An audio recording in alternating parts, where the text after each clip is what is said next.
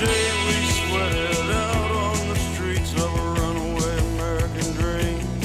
At night we racked the mansions of glory and suicide machines sprung from